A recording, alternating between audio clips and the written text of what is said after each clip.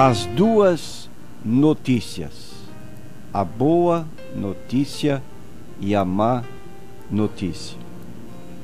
Em 1 Coríntios capítulo 15, versículos 1 até o versículo 6, lemos o seguinte: Também vos notifico, irmãos, o evangelho que já vos tenho anunciado, o qual também recebestes, e no qual também permaneceis, pelo qual também sois salvos, se o retiverdes, tal como vos tenho anunciado, se não é que crestes em vão. Porque primeiramente vos entreguei o que também recebi, que Cristo morreu por nossos pecados, segundo as Escrituras, e que foi sepultado, e que ressuscitou ao terceiro dia, segundo as Escrituras, e que foi visto por Cefas, e depois pelos 12, e depois foi visto uma vez por mais de 500 irmãos, dos quais vive ainda a maior parte, mas alguns já dormem também. Gálatas, capítulo 1, versículos 8 e 9. Mas ainda que nós mesmos, ou um anjo do céu, vos anuncie outro evangelho, além do que já vos tenho anunciado, seja anátema.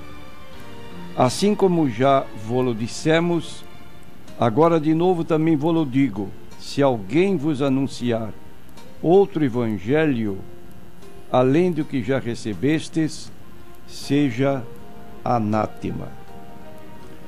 Dissemos como título desta mensagem as duas notícias. E nós complementamos a boa notícia e a má notícia. A palavra evangelho, que é mencionado nas duas partes bíblicas que lemos, tem o sentido de boas novas, boas notícias. E todos nós gostamos pela manhã de ler jornais, escutar jornais falados para saber os acontecimentos no mundo, e enquanto ouvimos, sabemos distinguir entre boas notícias e más notícias. No que concerne à pregação do Evangelho, segundo a ordem de Jesus dada em Marcos 16, versículos 15 e 16, há boa notícia da parte de Deus para nós.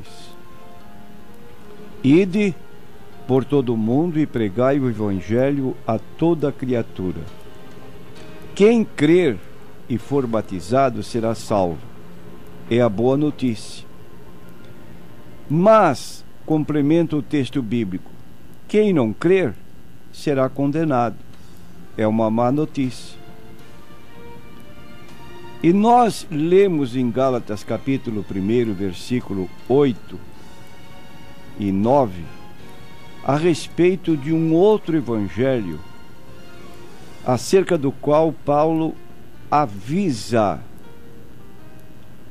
que se a pessoa aceitar um evangelho falso em lugar do verdadeiro, ela está agindo para um caminho mau de maldição. Então, o grande problema que enfrentamos, todos nós, é que às vezes pessoas há que não sabem discernir entre a boa notícia e a má notícia, entre o evangelho verdadeiro e o evangelho falso. Por exemplo, existe um livro chamado O Evangelho segundo o Espiritismo. É uma notícia boa ou é uma notícia má? Se o Evangelho de Jesus Cristo, segundo Paulo, afirma em Coríntios, capítulo 15, versículos 3 e 4, porque primeiramente vos entreguei o que também recebi, que Cristo morreu por nossos pecados, segundo as Escrituras, e que foi sepultado e que ressuscitou ao terceiro dia, segundo as Escrituras.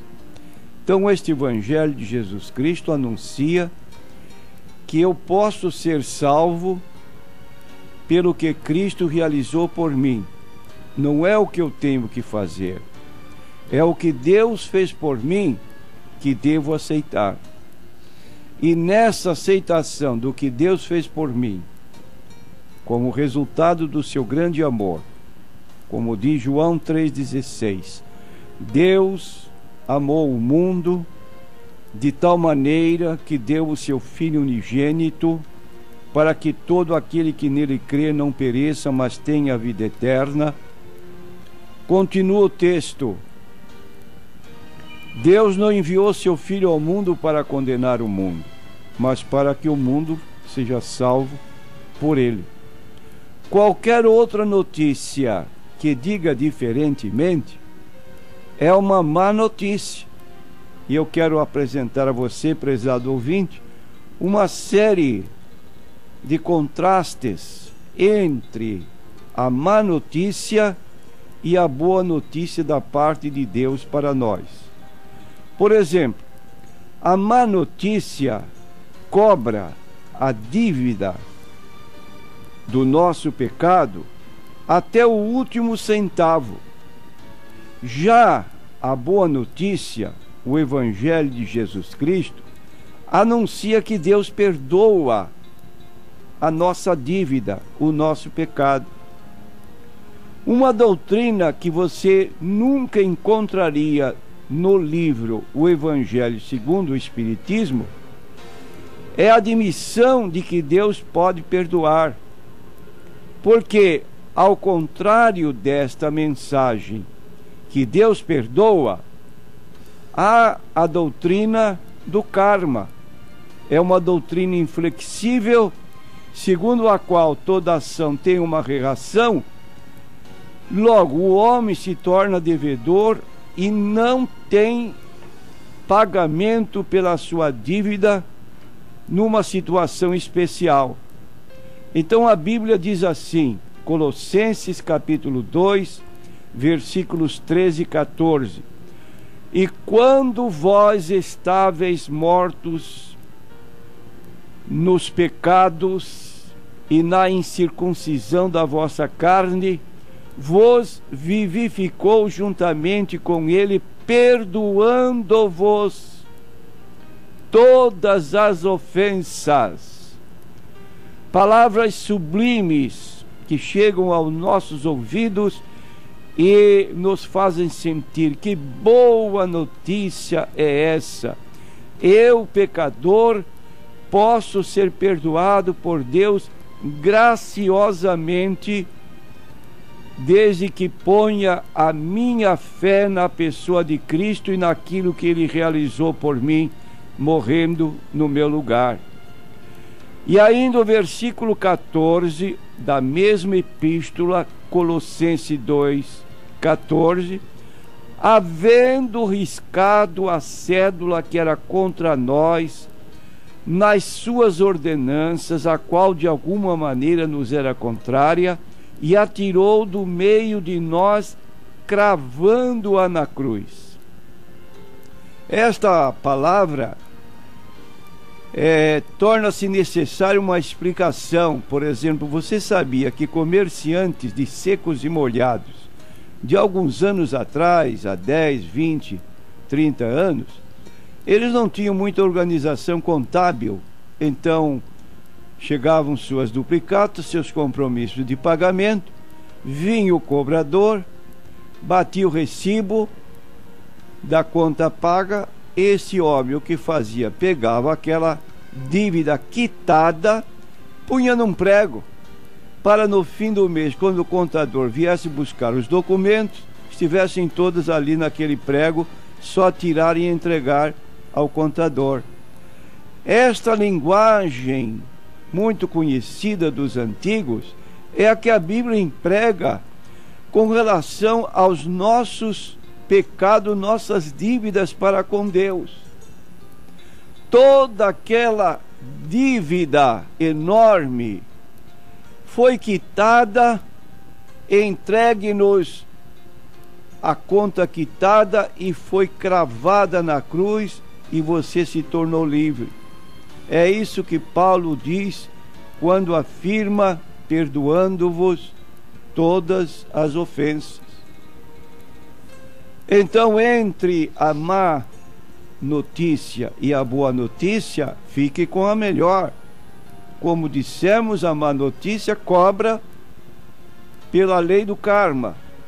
A boa notícia é que você recebe o perdão de Deus graciosamente. A má notícia deixa todo o fardo nas costas do devedor. Ele que se vire. A boa notícia transfere todo o fardo para os ombros de Jesus Cristo.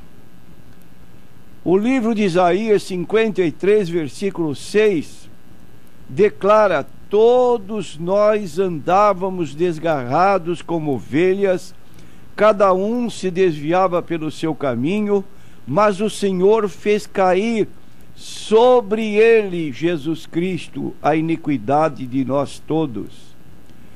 Paralelamente a esse texto de Isaías 53, 6, aparece a declaração de João Batista quando Jesus chegou ao seu batismo. Diante da multidão que o cercava, ele fez uma declaração nos seguintes termos: eis o Cordeiro de Deus que tira o pecado do mundo. Essa é a boa notícia. Seus pecados que o afastam de Deus podem ser tirados de sobre você e transferidos para o Senhor Jesus Cristo, porque através de sua morte na cruz, ele já efetivou o pagamento da nossa dívida. A má notícia coloca o devedor num ciclo infinito de nascimentos, de mortes e de reencarnações. O livro dos Espíritos estabelece que a pessoa retornará em outro espírito tantas vezes quantas forem necessárias, para que por fim ele tenha seu pecado expiado, através do sofrimento, das boas obras, e aí por fim, depois de um certo tempo, ele alcança então este livramento. A boa notícia coloca o homem pecador no paraíso celestial. No momento da morte de Jesus, haviam 2 salteadores, um de cada lado, e um deles declarou: nós, na verdade, com justiça, porque recebemos o que os nossos feitos mereciam, mas este nenhum mal fez, e disse a Jesus: Senhor, lembra-te de mim quando entrares no teu reino. Ali na cruz, ele se arrependeu, confiou no Senhor Jesus Cristo e fez este pedido solene: Senhor, lembra-te de mim quando entrares no teu reino. E ele ouviu incontinente a resposta de Jesus: em verdade te digo que hoje estarás comigo no paraíso. A má notícia transfere o devedor de cadeia em cadeia. A boa notícia tira o devedor da cadeia. No livro de Colossenses, capítulo 1, versículo 13, diz o apóstolo Paulo que Jesus nos tirou da potestade das trevas e nos transportou para o reino do Filho do seu amor, em quem temos a redenção pelo seu sangue, a saber, a remissão dos pecados. Então, você não vai andar de cadeia em cadeia nas sucessivas reencarnações apregoadas pelo livro dos Espíritos, mas você pode, numa ocasião única, aqui na Terra, ter a redenção pelo sangue de Jesus Cristo. A má notícia, então, prega a reencarnação. A boa notícia prega a ressurreição. Reencarnação é o retorno do espírito a outro corpo, tantas vezes quantas forem necessárias para alcançar a purificação. A boa notícia prega a ressurreição do corpo, porque a pessoa que aceita Jesus como Salvador, ele não tem mais nada a pagar, mas aguarda uma ressurreição de seu corpo glorificado. Junto ao túmulo de Lázaro, Jesus declarou em João 11:25: eu sou a ressurreição e a vida, quem crê em mim, ainda que esteja morto, viverá. E todo aquele que vive e crê em mim, nunca morrerá.